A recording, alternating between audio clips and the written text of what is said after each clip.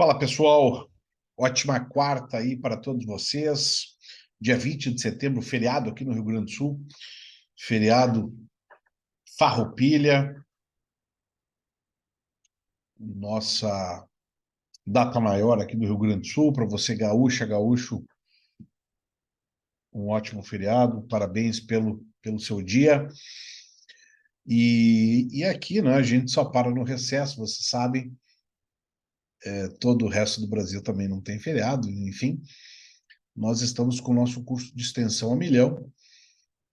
E nesse momento, eu estou aí em deslocamento para Curitiba, para o nono seminário de Direito Previdenciário da OAB Paraná. E não poderia deixar você sem o conteúdo da aula de hoje, né? Já que estamos no módulo 2, processo de conhecimento, posição topológica aí da parte do processo de conhecimento no âmbito do processo judicial brasileiro. E nós trabalhamos bem semana passada aí o primeiro capítulo, né, do módulo 2. Nesse segundo capítulo eu deixei algumas questões, algumas perguntas para vocês e gostaria de vir agora, né, trazer o gabarito, né, nessa atividade que depois aí de tornada pública, né, vai subir para a nossa plataforma, para o processo rubim.com.br, quando vocês vão poder acessar de maneira permanente, né, todas as nossas aulas do curso de processo. Lembrando que o curso tem cinco módulos, estamos na fase inicial do módulo 2. Nosso objetivo é encerrar o módulo 2 dentro do corrente ano e deixar para 2023 os módulos 3, 4 e 5. Tá? Sempre é bom a gente fazer exercício para consolidar o conteúdo, para identificar, né, situações que mereçam aí o nosso cuidado. E por isso, então, de plano, vamos dar destaque aqui para as nossas questões.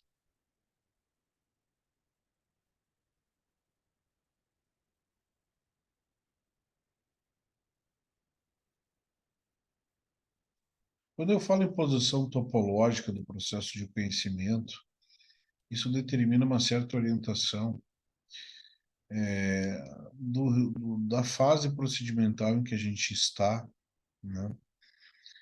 E que vai determinar, inclusive, a sequência dos outros módulos, né? Nós temos na fase de conhecimento, no primeiro grau, algumas etapas, como a fase postulatória, a fase sanadora, fase instrutória, fase decisória. Nós temos, então, depois toda uma fase posterior de duplo grau de jurisdição, fase recursal, referente ao módulo 2. A gente também, no módulo 3, né, do curso, a gente vai ter a parte da formação da conjugada, que é outro módulo do curso, e a partir daí da formação do título executivo judicial, nós vamos ter a fase aí de cumprimento de sentença, que é o módulo final, né? Então, só para contextualizar sobre isso que nós estamos falando. Vamos ao gabarito, então, da aula de processo da semana, capítulo 2, módulo 2. Qual dessas matérias não é de ordem pública, sendo, pois, não passível de exame ex ofício? Não é matéria de ordem pública, portanto, é matéria de ordem privada. Direito probatório é matéria de ordem pública. Nulidade também é. Prescrição é matéria de ordem pública, até de direito material, né? Convenção de arbitragem. Ou seja, se tu fez uma arbitragem, né, extrajudicial, evidentemente, tu tem que trazer essa questão ao juízo, né?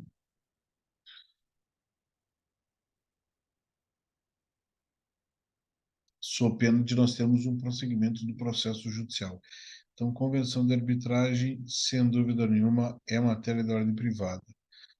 Das chamadas preliminares, dos chamados pressupostos processuais, a convenção de arbitragem e incompetência relativa são as únicas matérias de ordem privada. Erro material é muito matéria de ordem pública, né?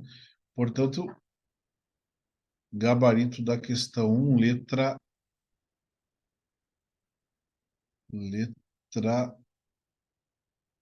D de dado. Número 2, foi estudado que que é possível ao magistrado reunir dois processos em razão de possuir identidade e pedido de causa de pedir. Reunião de dois processos, isso é conexão. Conexão.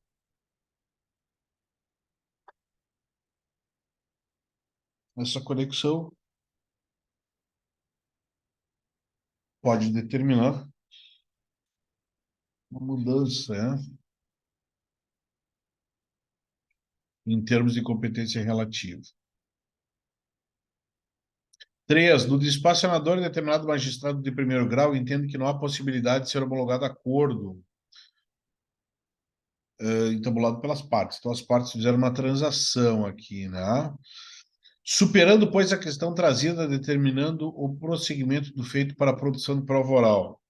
Então, ele não homologa acordo, determina o prosseguimento do processo. Partindo dessa premissa, informe detalhes da natureza do pronunciamento judicial. Ora, certamente é uma decisão interlocutória. Então, estamos entre a letra B e a C, né? Porque o processo prossegue para a produção de prova oral. Agora, como ele envolve um tema de mérito, que é a questão do acordo, envolve o tema do artigo 487, que é prescrição, decadência, acordo.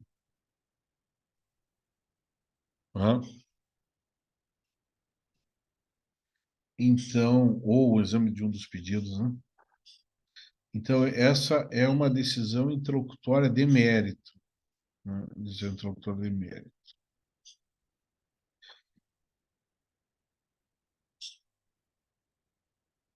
Eu sei que quem fez as questões vai saber que tem e já vou matar a questão 10 sobre isso.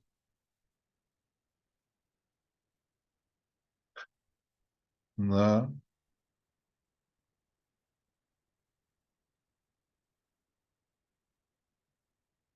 É...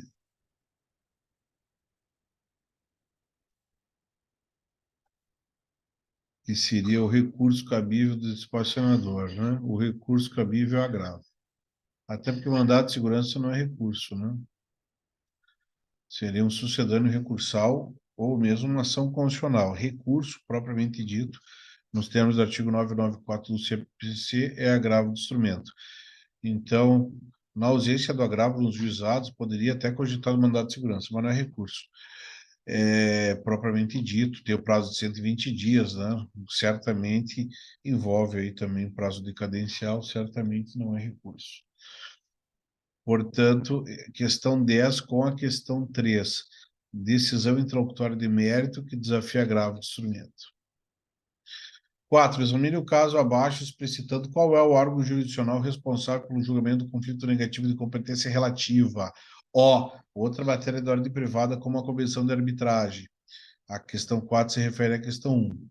Conflito de competência entre juiz de direito de Canoas e juiz de direito de Porto Alegre, com base no território da situação do imóvel. Isso é competência relativa mesmo, né? Questão da territorialidade, né? Se é o juiz, são dois juízes de direito, a gente tem que perguntar o seguinte: o conflito de competência é resolvido por um tribunal superior. Qual o tribunal que está mais próximo deles e que os dois juízes de primeiro grau servem, né? Certamente é o tribunal local. Essa é a lógica da resposta. Tribunal de Justiça do Rio Grande do Sul. né?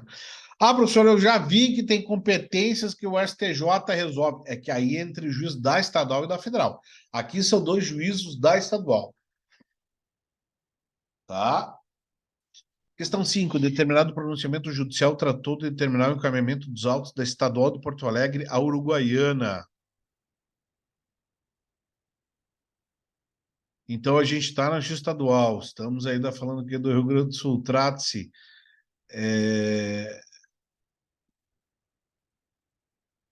de uma decisão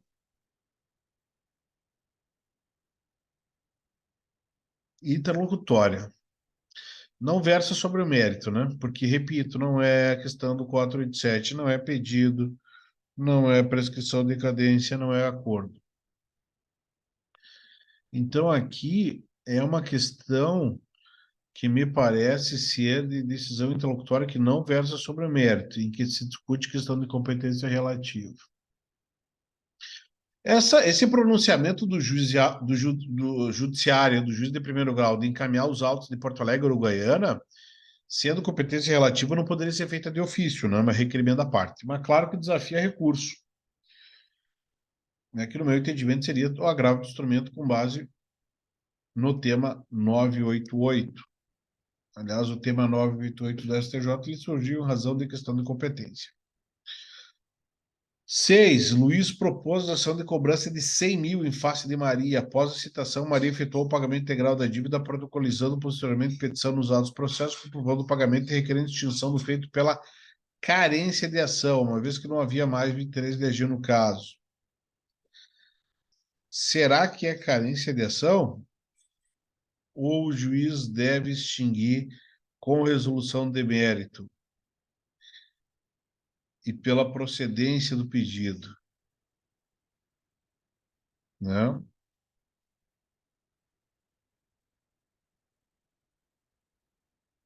Então, na verdade, esse pagamento ele se deu após a citação.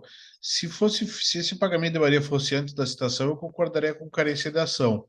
Mas como foi depois, na verdade, é reconhecimento do pedido, né? Tem que resolver o processo julgando procedente, inclusive condenando em honorários.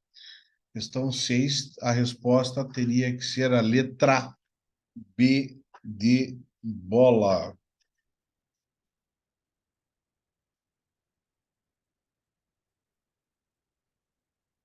Então, primeira página aqui, retomando questões resolvidas. Retomando a parte final da teoria geral do processo e também, né, a posição topológica aí da fase de conhecimento, início do módulo 2.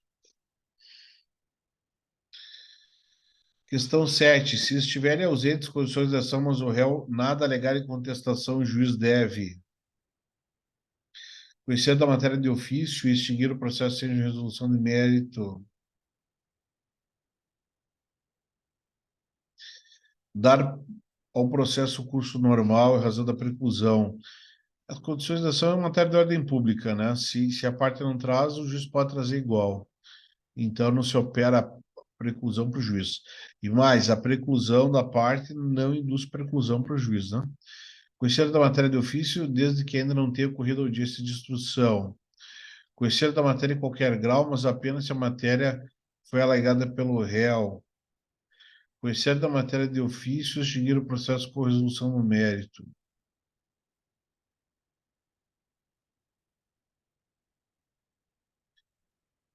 Então, em razão disso, o juiz deve conhecer da matéria de ofício em qualquer grau de jurisdição, isso diz o código, né?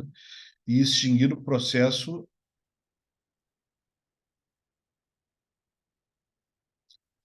sem resolução de mérito.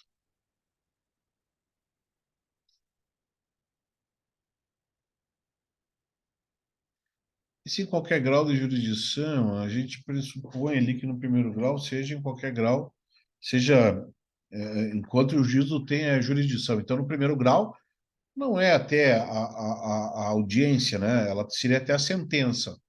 Então, a letra B, o equívoco na questão 7 está em razão da preclusão para o juiz que não tem. Na letra C, está que, na verdade, conhecendo a matéria de ofício até a prolação da sentença, não até a audiência de instrução. A questão D é que Se a matéria for alegada pelo réu, não há necessidade, pode ser de ofício reconhecida. E na E, conhece de ofício, mas a extinção é com resolução de mérito, está errado na letra E. Então, também por essas questões aí por eliminação, né? A questão 7 fica a letra A. Uma questão aqui também da parte final da teoria geral do processo para a gente retomar nesse início de módulo 2. Trata-se de terceiro admitido no processo para fornecer subsídios instrutórios à solução da causa, revestida de especial relevância ou complexidade, sem, no entanto, passar a titularizar posição subjetiva relativa às partes, nem mesmo limitada e subsidiariamente como assistente simples. Auxilia o órgão jurisdicional no sentido de que ele traga mais elementos para decidir. Não assume condição da parte, sua intervenção não se fundamenta no interesse jurídico, diferenciando sobre esse aspecto, inclusive, da assistência. Por isso, ele não assume poderes processuais sequer para auxiliar qualquer das partes, ainda que seus poderes sejam definidos em cada caso concreto, na essência serão limitados à prestação de subsídios para a decisão. A participação com o fornecimento de subsídios ao julgador contribui para o incremento da qualidade das decisões judiciais. Amplia-se a possibilidade de obtenção de decisões mais justas e, portanto, mais consentâneas com as garantias da plenitude da tutela jurisdicional, já estabelecida desde o artigo 535 da nossa Carta Fundamental. Por outro lado, sobretudo nos processos de cunho propriamente objetivo, ações diretas de controle de constitucionalidade, mecanismos de resolução de questões repetitivas, ou seja, precedentes obrigatórios, né? A sua admissão é um dos modos de ampliação qualificada do contraditório, ali com referência ao devido processo legal, com a ampla defesa e os meios e recursos a ela, ampla defesa inerentes, diz o artigo 5º, inciso 55 da Constituição Federal de 88. Bom, ele não se confunde essa intervenção com assistência, em que há, então, interesse jurídico, né? Então, me parece que aqui a ideia é falar, que o texto ele fala do interesse institucional, né? E aí a única alternativa clara aqui é o amicus curiae, né? A desconsideração da personalidade jurídica é outra coisa, chamamento ao processo, denunciação da lide e a própria assistência, então são situações que não guardam com relação com esse conceito, né? Além disso, claro, a questão ela tem um dispositivo ali mencionado, que é o 138, parágrafo 2º, que diz que caberá ao juiz ou relator, na decisão que solicitar ou admitir a intervenção, definir os poderes do amicus curiae. Então, está confirmado ali a questão 8. Questão de adjetivos feito, né? Gabarito C. Sobre possibilidade de ser interlocutória de mérito, que agravo de instrumento, só lembrando que esse agravo de instrumento tem fundamento no próprio texto, né, do CPC, artigo 1015, inciso 2. Cabe agravo de instrumento contra decisões que versarem sobre o mérito. Vamos iniciar com a 9, a respeito das questões trabalhadas já ao longo do semestre, que foram detalhadas dos materiais do professor Rubim, a ponte é incorreta. O princípio dispositivo é essencial para a dinâmica do procedimento, impondo que seja a parte autora responsável pelo funcionamento inicial dos processos. Pronunciamento judicial que determina a citação do réu não possui carga decisória, a razão pela qual se enquadra com o despacho. No geral, é isso. Em razão do novo diploma processual brasileiro fazer opção manifestada pela primazia do mérito, há uma tendência do magistrado evitar no senador extinguir o efeito seja ganho de mérito. Sim. A opção pela teoria da asserção é já extinguir na fase postulatória, né? A atividade de saneamento inclui possibilidade de julgamento antecipado parcial do pedido, cenário que temos pronunciamento judicial com natureza de sentença definitiva. Não, porque o julgamento antecipado parcial, em que trata o artigo 356, né? A natureza da decisão é de agravo de instrumento. Referência ao que eu acabei de falar, ao artigo 1015, inciso 2.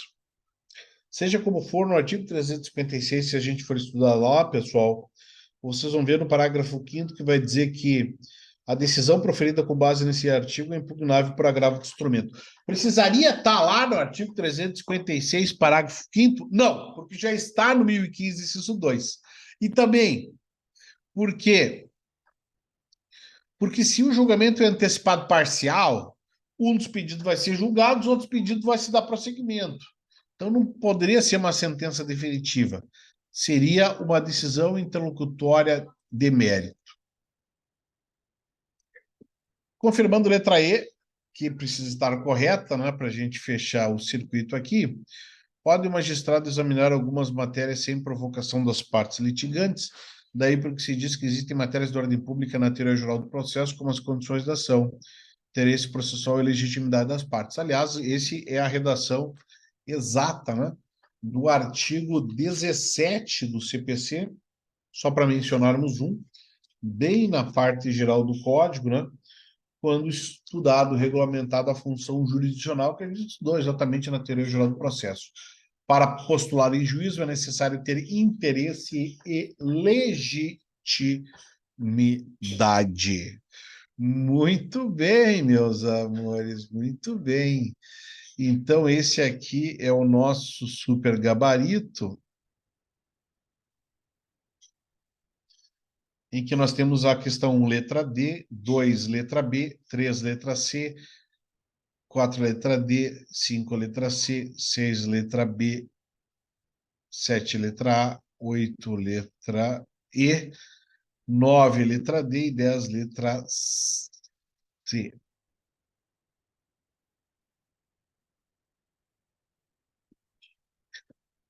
Então, a nossa 1 hora de atividade da semana era para vocês fazerem, né? Pelo menos usarem meia hora, 40 minutos para fazerem as questões e mais meia hora para revisar o gabarito, de acordo com o vídeo que o professor Rubinho está gravando para vocês.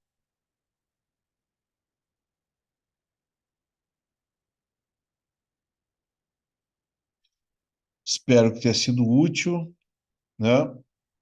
A gente volta ao vivo agora na última semana de setembro, né? Se Deus quiser, no dia 27 de setembro. E vocês podem também me chamar no privado, comentar aqui no vídeo, que nesse primeiro momento está sendo disponibilizado no YouTube.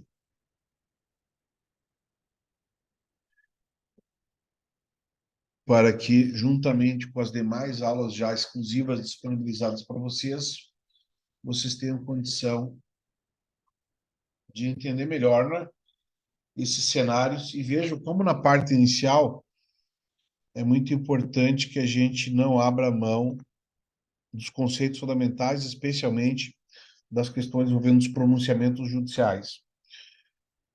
Os pronunciamentos judiciais, os atos unilaterais, os atos bilaterais das partes, e especialmente os pronunciamentos judiciais que são unilaterais, né?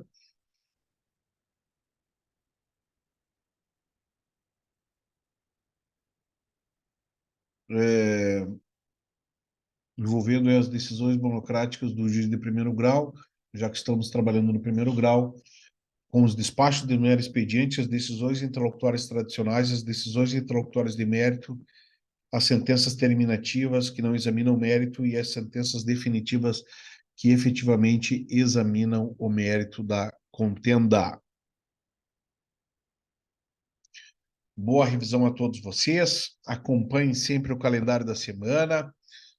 Quarta-feira é o dia aqui do curso de processo, é o dia do final, né? Da quarta, de dar aquela baixada, de fazer aquela aula. A gente vai tentando intercalar uma aula mais forte, uma aula mais longa, uma aula de mais de 1 hora, como a gente deu semana passada, com uma aula menor, uma aula de exercício, uma aula de recapitulação, uma aula de assimilação. Também, nesse dia, repito, que eu estou em deslocamento aí para Curitiba, para o super evento aí, né, de processo e previdência, ao lado de nomes importantes, como a professora Melissa Foman, como o professor Alberto Patino, professores que já estiveram aqui no time de elite com a gente. Tá bom? A semana prossegue, a semana tem Clube do Mago, Premium Plus, a semana tem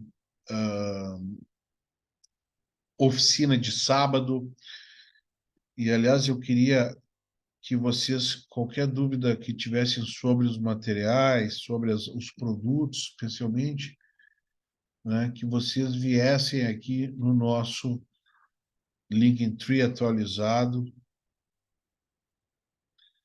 Aonde, professor? No arroba Fernando Rubi RS, no arroba time de elite cursos no Instagram, está aqui no link da bio, né? E aqui a gente separou aqui com a lâmpada e o arme diferente aqui, atividades presenciais e atividades online, todos os nossos produtos catalogados aqui. Então, imersão presencial em Gramado, estamos dando um gás gigantesco, hein? Para já batermos os 100 primeiros confirmados em Gramado, novembro de 2023, é dia 18 de novembro, mas agora é a hora, é agora de acertar o horário, de acertar a hospedagem. Então, se você está vendo, né? Essa atividade ainda não fez a sua indicação de Gramado, me manda ali no privado, me manda ali no número do professor Rubim. Professor, quero confirmar, quero mais informações. Gente, imersão presencial, nosso espaço para trabalhar juntos, hein? Presencial, atividade do ano presencial em Gramado. Vamos conhecer Fortaleza em outubro, lá o local onde deve ser a nossa imersão 2024 em Fortaleza. Vou fazer um curso lá para o pessoal de Fortaleza aí no mês de outubro. Clube do Mago, Premium Plus, segundas-feiras, acompanhem. Curso intensivo nas terças, Last Dance, vai ter aula terça que vem com a professora Gisele Paiva. Curso Extensão de Processo, esse é o nosso curso de quarta. Se você conhece alguém que pode entrar, que quer aproveitar esse início de módulo para entrar, chama o professor Rubim, a gente está com vagas fechadas para o público, por termos atingido 300 membros, né? Mas algum encaminhamento por indicação a gente faz. Clube do Mago Premium Plus, a complementação do Clube do Mago, quinta-feira, Passaporte Masterclass, temos ainda mais 2 sextas insanas no ano de 2023. E as oficinas práticas, então, de sábado,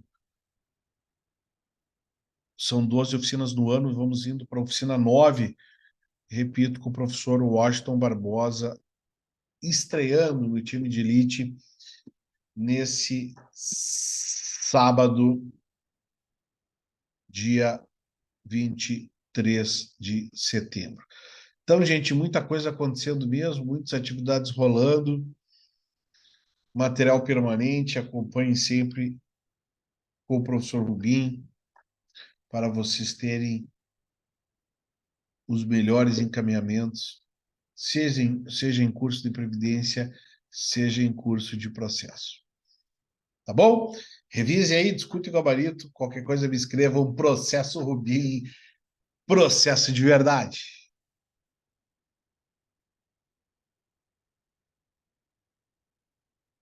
Beijo, tamo junto. Dá processo, um pouquinho de cada vez. Consistência. Vamos indo. Ano em andamento, ano em andamento. Feliz dia do gaúcho, da gaúcha, 20 de setembro. Dia muito importante pra gente. Valeu.